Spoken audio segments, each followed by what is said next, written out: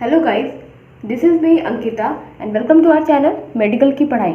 आज से मैं नीट की सीरीज स्टार्ट करने जा रही हूँ जिसमें मैं बायो के टॉपिक्स कवर करवाऊँगी।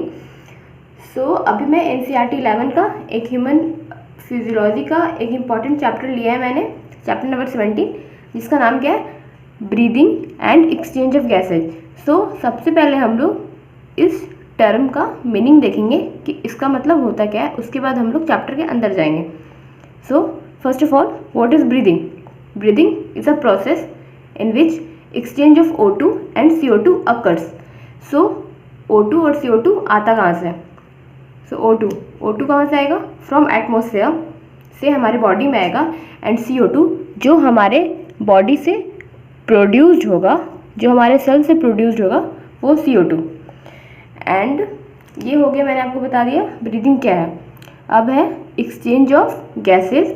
इसमें दो गैसेस आते हैं, पहला O2 एंड दूसरा CO2। अब दूसरा क्वेश्चन आता है कि O2 एंड CO2 क्यों नेसेसरी है, Y O2 and CO2 is necessary. O2 मतलब ऑक्सीजन। नॉर्मली अगर कहीं पर भी नीट के क्वेश्चन पेपर में बायो के टर्म में ऑक्सीजन आएगा, बायो के टॉपिक पे ऑक्सीजन लिखाएगा, तो हम लोग को उसका मतलब O2 ही समझना है, ठीक है। O2 करता क्या है? O2 helps to break down of nutrient molecules. O2 nutrient molecules को ब्रेक करने में हेल्प करता है। कैसे? Indirectly, not directly. कौन कौन से न्यूट्रिएंट मॉलिक्यूल्स? 3 है मेन, ग्लूकोज, प्रोटीन और फैटी एसिड। इन तीनों को ब्रेक करने में हेल्प करता है कौन? O2। इसी वजह से हमें हमारे सेल्स को ये कंटिन्यूसली प्रोवाइड चाहिए, मतलब कंटिन्यूसली चाहिए O2 for breakdown of nutrient molecules. And इस न्यूट्रिएंट मॉलिक्यूल्स के ब्रेकडाउन से जो एनर्जी रिलीज होती है, वो एनर्जी से हम लोग अपने फर्दर एक्टिविटीज़ परफॉर्म करते हैं, जो हमारे बॉडी के लिए इम्पॉर्टेंट होता है। अब आता है CO2। CO2 वैसे हार्मफुल होता है, ठीक है। एंड ये भी मैंने आपको बताया जो न्यूट्रिएंट मॉलिक्यूल्स का जो ब्रेकडाउन होता है उसमें CO2 रिलीज होता है। इसीलिए जो भी produced by cells have to be released out. जो भी सेल्स के द्वारा ये प्रोड्यूस्ड हुआ है CO2, तो इसको बाहर जाना ज़रूरी है हमारे बॉडी के। मैंने देख लिया हम लोगों ने O2 और CO2। O2 क्या? जो continuously provided to cell, continuously चाहिए सेल्स को प्रोवाइड, सेल्स को चाहिए क्यों? एनर्जी के लिए, जिससे हम लोग अपने फर्दर एक्टिविटीज़ कर सके। एंड CO2 जो भी वो प्रोड्यूस हो रहा है प्रोसेस के दौरान, उसको बाहर निकलने के लिए बहुत ही ज़रूरी है, ठीक है। अब हम लोग आगे बढ़ते हैं, रिस्पायरेटरी ऑर्गन्स। इसमें है क्या? Mechanism of breathing very among different group of animals. जो ब्रीदिंग का जो मैकेनिज्म होता है वो अलग अलग एनिमल्स के ग्रुप में वो अलग अलग होती है, वेरी करती है। ये किस पे डिपेंड करती है? Depend mainly on their habitat, मतलब वो कहाँ रहते हैं। टेरेस्ट्रियल होते हैं, मतलब वो लैंड पे रहते हैं, एक्वाटिक होते हैं, या फिर दोनों होते हैं, उस पर डिपेंड करती है। And level of organization. Level of organization मैंने आपको थोड़ा इसमें समझाने की ट्राई की है। लेवल ऑफ ऑर्गेनाइजेशन हमारे बॉडी में होता है लाइक सेलुलर लेवल, मतलब सेल के लेवल पे जो सेल पूरे एक्टिविटीज़ को कर सकता है, लाइक अमीबा। फिर टिश्यू लेवल पे इसमें आ जाएगा आपका सीलेंट्रेटा। ये मैं जो नाम ले रही हूँ, पॉरीफेरा, अमीबा, सीलेंट्रेटा, वो सब एनिमल किंगडम में हम लोग बाद में देखेंगे, ठीक है। अभी मैं आपको थोड़ा सा बेसिक आइडिया दे रही हूँ। टिश्यू लेवल पे मतलब वो टिश्यू के बेसिस पे अपना पूरा फंक्शंस करता है, उसे ऑर्गन की ज़रूरत नहीं होती है उस लोअर एनिमल्स को। फिर आते हैं ऑर्गन लेवल, जिसमें ऑर्गन का फॉर्मेशन हो जाता है, ऑर्गन सारे सिस्टम को कंट्रोल करता है, फिर ऑर्गन सिस्टम बनता है, इस तरह के। इसको हम लोग बोलते हैं क्या? Level of organization. अब मैंने बोला कि डिफरेंट ग्रुप ऑफ एनिमल में ब्रीदिंग का जो मैकेनिज्म होता है वो वेरी करता है। उसमें हम लोग अब देखेंगे फाइलम, ये एनिमल किंगडम का मतलब इसमें डिफरेंट एनिमल्स आते हैं, एंड उसके रिस्पायरेटरी ऑर्गन्स क्या क्या है।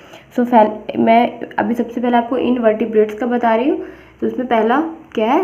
Lower invertebrates. इसमें क्या क्या आते हैं? स्पॉन्जेस को पॉरीफेरा बोलते हैं, फिर सीलेंट्रेटास, एंड थर्ड फ्लैटवर्म या फिर हेलमिन्थस, ठीक है। तो इसका रिस्पायरेटरी ऑर्गन क्या होता है? जनरल बॉडी सरफेस, मतलब जो बॉडी का जो सरफेस मतलब स्किन लाइक उसको बोलते हैं। ये लेता कैसे? Bye simple diffusion. वो सिंपल डिफ्यूज़न के प्रोसेस से वो ब्रीदिंग करता है। कौन? Lower invertebrates. अब दूसरा आता है क्या? एनिलीडा। इसमें की एग्जांपल लिया क्या मैंने? अर्थवॉर्म। ये इसका जो रिस्पायरेटरी ऑर्गन होता है मॉइस्ट क्यूटिकल, मतलब स्किन के ऊपर एक क्यूटिकल होता है जिसकी हेल्प से वो ब्रीदिंग करता है, ठीक है, ब्रीथ करता है। अब थर्ड आता है आर्थ्रोपोडा। आर्थ्रोपोडा में एक ग्रुप लिया है मैंने, इंसेक्ट्स। इसके जो रिस्पायरेटरी ऑर्गन्स होते हैं वो नेटवर्क ऑफ ट्यूब्स के नेटवर्क होते हैं, जिसको हम लोग ट्रैचियल ट्यूब्स भी बोलते हैं, ठीक है। एंड जो आर्थ्रोपोडा जो एक्वाटिक होता है उसमें रिस्पायरेटरी ऑर्गन्स गिल्स होता है। उसी तरह मॉलस्क में भी रिस्पायरेटरी ऑर्गन गिल्स होते हैं। अब आई Echinodermata.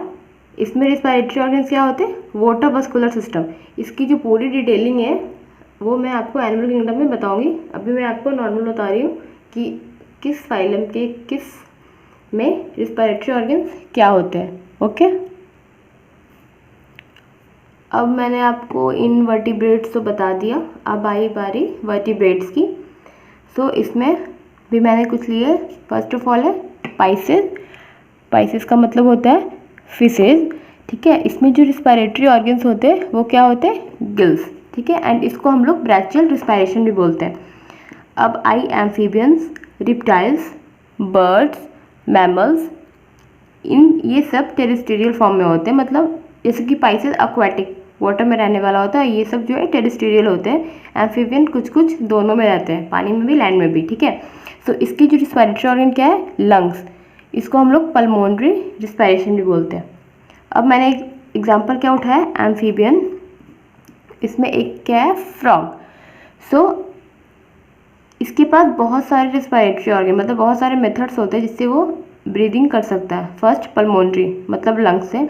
Tadpole, gills in tadpole, मतलब कि टैडपोल मतलब जब वो छोटा रहता है, ठीक है, सो वो उस समय वो एक्वाटिक होता है, मतलब वो लैंड पे नहीं आ सकता है। सो उसमें उसके लिए उसको क्या चाहिए? गिल्स चाहिए, रिस्पायरेटरी ऑर्गन।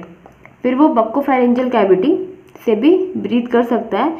एंड चौथा क्या है? क्यूटेनियस, मतलब अपने मॉइस्ट स्किन से भी ब्रीदिंग वो कर सकता है। फिर क्या है? जो मैमल्स होते हैं उनके पास वेल डेवलप्ड रिस्पायरेटरी सिस्टम होता है, ठीक है, लंग्स, जिसको हम लोग पल्मोनरी रिस्पायरेशन बोलते हैं। अब है यहाँ पे मैंने दो टर्म लिखा है क्या? गिल्स और लंग्स।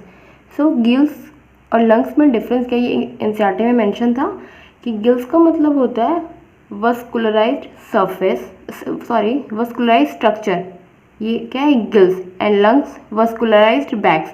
तो एनसीईआरटी में एक अलग पॉइंट में लिखा हुआ था, तो इसलिए मैंने आपको यहाँ पे बता दिया कि गिल्स का मतलब वस्कुलराइज्ड स्ट्रक्चर एंड लंग्स का मतलब वस्कुलराइज्ड बैग्स।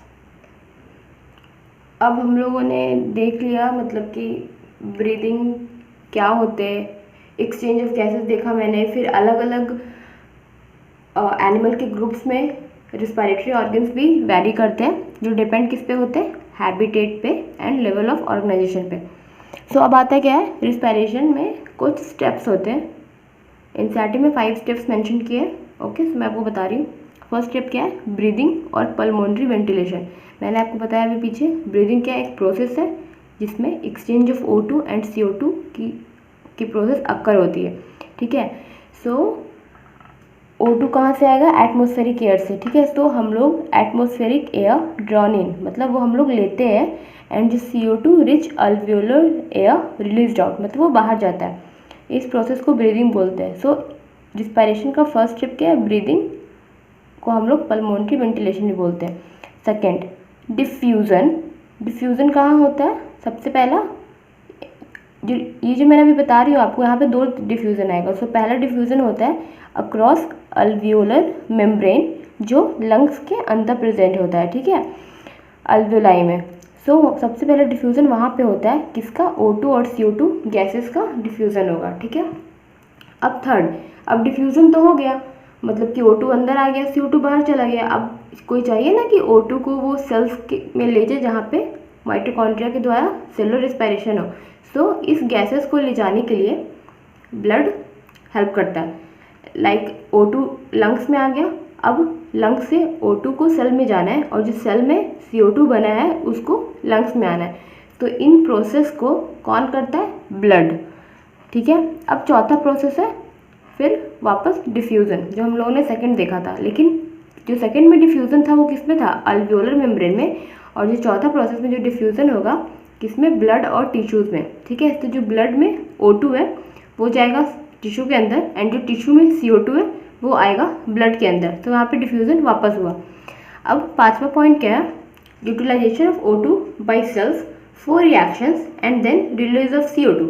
मतलब लास्ट प्रोसेस क्या? सेलुलर रेस्पिरेशन, जिसमें जो सेल्स होते हैं वो O2 को यूज़ करते हैं एंड जो न्यूट्रिएंट मॉलिक्यूल्स को ब्रेक करते हैं। तो ब्रेक मतलब कैटाबॉलिक रिएक्शन, तो वो उसको ब्रेक करेंगे, फिर उससे एनर्जी रिलीज होती है एंड उसके साथ साथ CO2 भी रिलीज होती है। ठीक है, सो ये है क्या? हमारा 5 स्टेप्स जो रिस्पायरेशन में आता है। ठीक है, अब हम लोग अगली वीडियो में देखेंगे क्या? ह्यूमन रिस्पायरेटरी सिस्टम, लंग्स देखेंगे, फिर ब्रीदिंग का मैकेनिज्म क्या है देखेंगे, न्यूरल कंट्रोल क्या है, हम लोग सब नेक्स्ट वीडियो में देखेंगे। ओके, सो अभी नीट की सीरीज़ आती रहूँगी, उसमें अलग अलग टॉपिक्स। अभी तो मैं ह्यूमन फिजियो स्टार्ट की हूँ, फिर बाद में हम लोग और भी टॉपिक स्टार्ट करेंगे। एंड जो भी इसके नोट्स हैं मैं आपको नीचे लिंक में डाल दूँगी, आप वहाँ से चेक कर सकते हैं। And that's all for today, thank you for watching.